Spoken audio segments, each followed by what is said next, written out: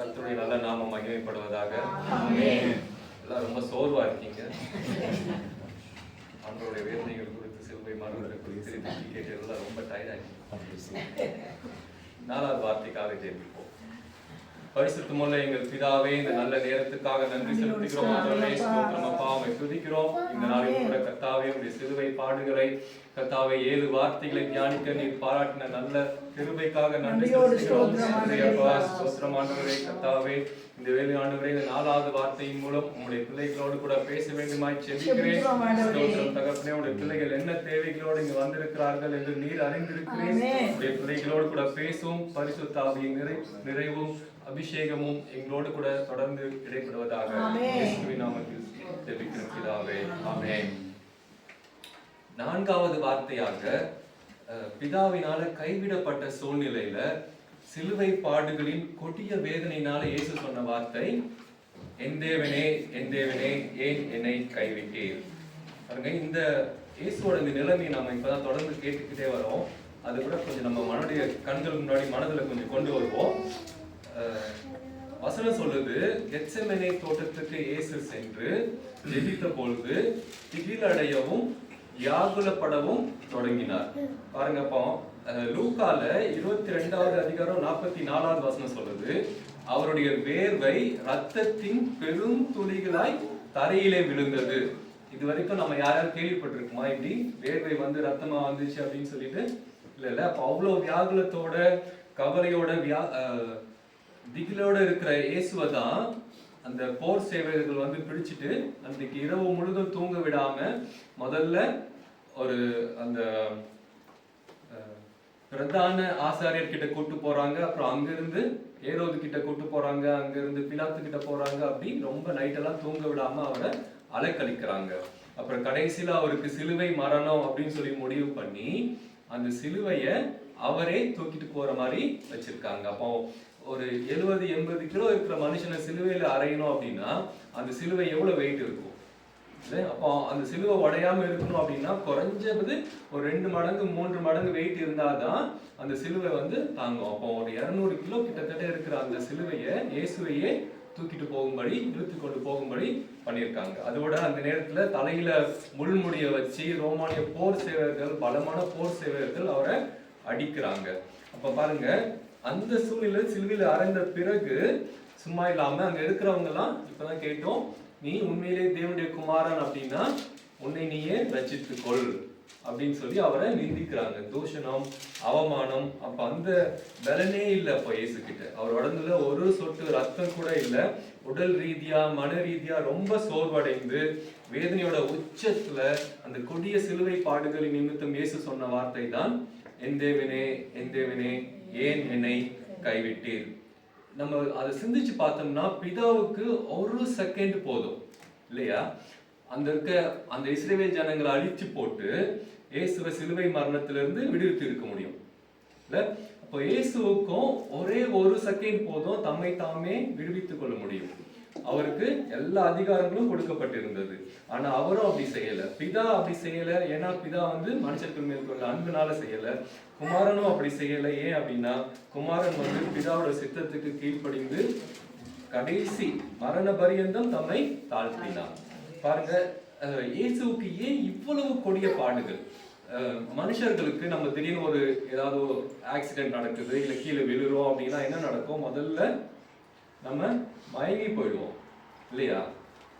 ஏன் அப்படின்னா நம்ம இயற்கையாகவே ஆண்டவர் வந்து மனுஷர் அப்படிதான் படைச்சிருக்கிறார். அப்போ வந்து அந்த மூளை வந்து உடம்பு ஃபுல்லா ஷட் டவுன் பண்ணிடும். அந்த வலி வேதனை எதுவும் நமக்கு தெரியாது. ஆனா இங்க பார்த்தோம் அப்படின்னா இயேசு சிலுவையில அந்த கடைசி துளி வரைக்கும், அந்த கடைசி மரணம் வரைக்கும் இயேசு முழுவதும் சுயநினைவோட தான் இருந்தாங்க. அப்போ அந்த இயேசு வந்து அந்த முழு வேதனையும் அனுபவிக்க வேண்டியதா இருந்தது. இப்ப ஏன் அவ்வளவு கொடிய வேதனைகள் பார்த்தோம் அப்படின்னா, பிசாசு வந்து மனுஷங்களோட இருதயத்தை அவ்வளவு சாபத்தினால அவ்வளவு பாவத்தினால கட்டி வச்சிருக்கிறான். வசனத்துல ஆதியாகமம் 8வது அதிகாரம் 21வது வசனம் சொல்லுது, மனுஷனுடைய இருதயத்தின் நினைவுகள் சிறு வயது தொடங்கி பொல்லாததாயிருக்கிறது அப்படின்னு சொல்லி ஆண்டவரே சொல்றார். பாருங்க, இந்த அளவுக்கு பாவத்துல சிக்கி இருக்கிற மனுஷனை ரட்சிக்கிறதுக்காக தான் இயேசுவுக்கு பாடுகள் நிறைந்த சிலுவை மரணம்.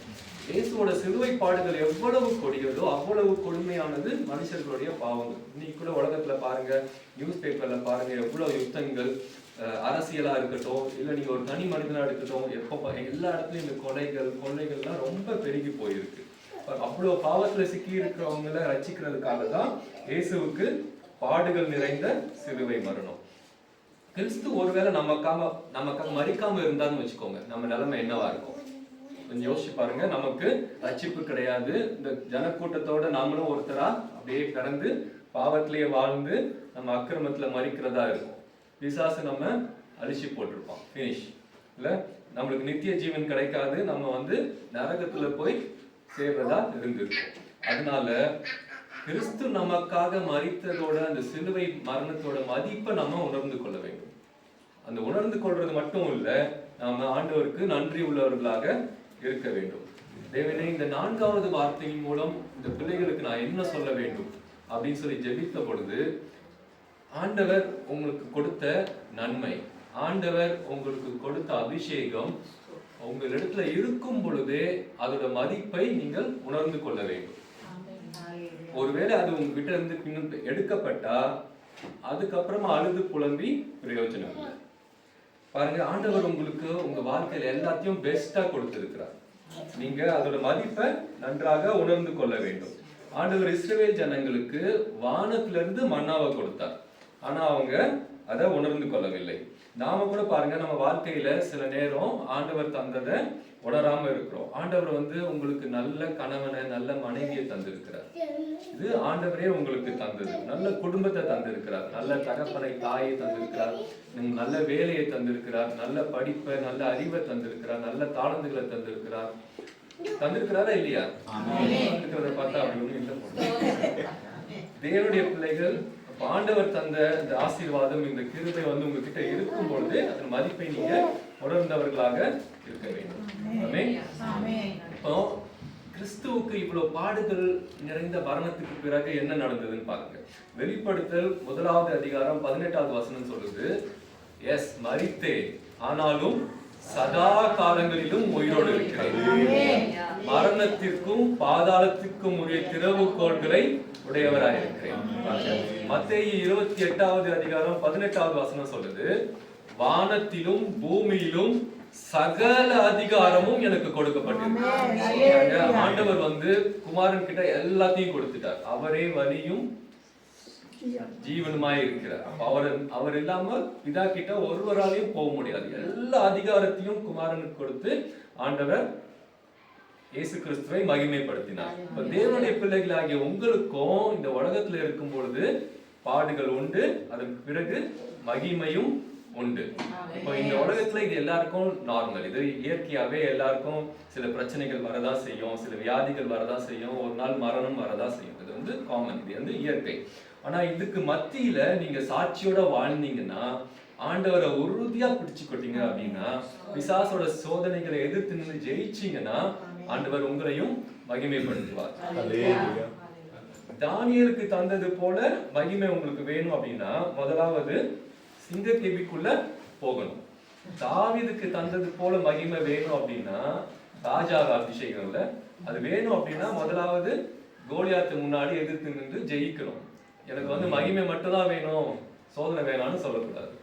இப்போ யோபு மாதிரி 2 மடங்கு ஆசீர்வாதம் வேணும் அப்படின்னா, எந்த வியாதி வந்தாலும் உங்ககிட்ட இருக்க எல்லாம் செல்வம் சொத்து எல்லாம் உங்களை விட்டு நீங்க எழுந்து போனாலும் நீங்க ஆண்டவரை உறுதியா பற்றி கொள்ள வேண்டும். இன்னொரு முக்கியமான காரியம் கவனிச்சு பாத்தீங்கன்னா, இந்த பாடுகள் மத்தியில நீங்க தனியா இல்ல. வசனம் என்ன சொல்லுது பாருங்க, எபிரேயர் 2:18 அவர் தாமே சோதிக்கப்பட்டு பாடுபட்டதினால சோதிக்கப்படுகிறவர்களுக்கு உதவி செய்ய வல்லவராயிருக்கிறார். எபிரேயர் 4வது அதிகாரம் 15வது வசனம் சொல்லுது, எல்லா விதத்திலும் நம்மை போல சோதிக்கப்பட்டும் பாவம் இல்லாதிருக்கிற பிரதான ஆசாரியர் நமக்கு இருக்கிறார். அப்போ நீங்க இந்த பாடுகள் மத்தியில நீங்க தனியா இல்ல, எல்லா விதத்திலும் நம்மளை விட பல மடங்கு பாடுகளை அனுபவித்த இயேசு நம்ம கூட இருக்கிறார். அதனால எந்த பிரச்சனை வந்தாலும் கவலைப்படாதீங்க, சோர்ந்து போகாதீங்க, பதட்டப்படாதீங்க, பயப்படாதீங்க. அந்த பாடுகள் எல்லாம், அந்த பிரச்சனைகள் எல்லாம் உங்களை இன்னும் ஸ்ட்ராங் ஆக்கும், இன்னும் உங்களை பலப்படுத்தும். ஆண்டவர் உங்களை மகிமைப்படுத்துவார். நம்முடைய இயேசு கல்வாரி நாயகன் நம்மோடு இருக்கிறார். ஆமென். பாருங்க, இந்த மாதிரி விலை மதிப்பில்லாத ரத்தம் சிந்தி இயேசு நம்மளை ரட்சித்திருக்கிறார். ஆமென். அப்போ அதோட மகிமை, இந்த மகிமையை நம்ம பெற்றுக்கொண்டு நம்ம சும்மா இருக்கலாமா? என்ன செய்யணும்? நம்ம ஆண்டவருக்காக நம்ம இலவசமா பெற்றுக்கொண்டு நம்ம இலவசமா இதை கொடுக்கணும். நம்ம சுவிசேஷமா நற்செய்தியை மற்றவங்களுக்கும் சொல்லணும். அடுத்தது, இது நீங்க செய்யும் பொழுது நீங்க எப்படினாலும் தொடங்கலாம். நீங்க ஒருத்தங்க கூட பேசும்போது ஆண்டவர் உங்களை நேசிக்கிறான்னு சொல்லலாம், இயேசு பாவ மன்னிப்பு தருவார், உங்களை சுகப்படுத்துவார் அப்படின்னு நீங்க எப்படினாலும் அந்த பேச்சை, அந்த கான்வர்சேஷனை ஸ்டார்ட் பண்ணலாம். ஆனா இங்க இருக்க இந்த 5 பாயிண்ட், 5 குறிப்புகளை நினைவுல வச்சுக்கோங்க. நீங்க பேசி முடிக்கும் போது அவங்களுக்கு இதை சொல்லணும். முதலாவது இயேசு தேவனுடைய ஒரே குமாரன். அவர் மனித ரூபம் எடுத்து பூமிக்கு வந்தார். இது என்ன ஃபெஸ்டிவல்? கிறிஸ்துமஸ் இல்ல, இது கிறிஸ்துமஸ். ரெண்டாவது எந்த பாவமும் செய்யாமல் என்னுடைய உங்களுடைய பாவங்களை அவர் ஏற்றுக்கொண்டார். நம்முடைய அக்கிரமங்களை அவர் தலையின் மேல் சுமந்தார். இது பாவ மன்னிப்பு. ரெண்டாவது. மூன்றாவது, சிலுவையில தம்முடைய முழு ரத்தத்தையும் சிந்தி மரித்தார். இதுதான் இன்னைக்கு குட் ஃப்ரைடே. நான்காவது, தேவன் அவரை 3ஆவது நாள் உயிரோட எழுப்பினார். இது ஈஸ்டர். அஞ்சாவது, இயேசு பரலோகத்திற்கு சென்றார், அப்படியே மீண்டும் வருவார். அப்படி சும்மா வரமாட்டார், நியாயாதிபதியாக வருவார். ஜட்ஜ்மென்ட் டே. இப்போ இதுதான் சுவிசேஷம், இதுதான் நற்செய்தி. நீங்க இதை தான் அவங்களுக்கு சொல்லணும். நீங்க வேதத்துல சொல்லியிருக்கிற மாதிரி விதைக்கிறவன் ஒருவன் விதைக்க புறப்பட்டான். அப்ப நீங்களாம் என்னது? இப்போ நீங்க விதைக்க போறீங்க. ஆண்டவர் அதை கனித்தர பண்ணுவார், அது வளர பண்ணுவார். இப்போ உங்களோட வேலை நீங்க விதைக்கிறது. நம்ம இதுதான் சுவிசேஷம், இதுதான் நற்செய்தி. இதை நம்ம சொல்லும் பொழுது அவங்க விசுவாசிக்கிறாங்களா அப்படின்னு பார்த்தோம்னா அது, ஏன்னா அவங்க பார்க்கல இல்லையா, நம்ம இந்த காலத்துல நம்ம வாழ்ந்துட்டு இருக்கோம், நம்ம யாரும் இதை பார்க்கல. இதை நம்புறதுதான் விசுவாசம். இது அப்போ அப்படி விசுவாசிச்சானா அவங்க ரட்சிக்கப்படுவாங்க. ஆமென்.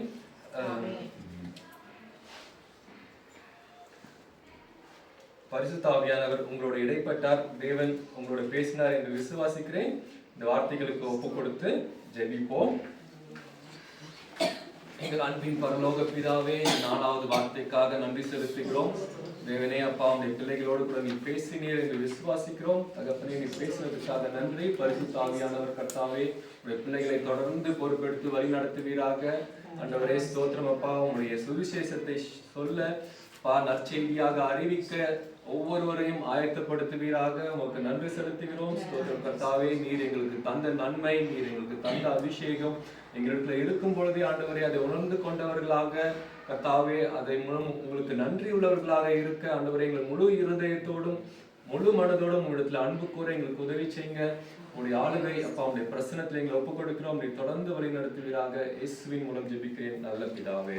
ஆமென். ஆமென்.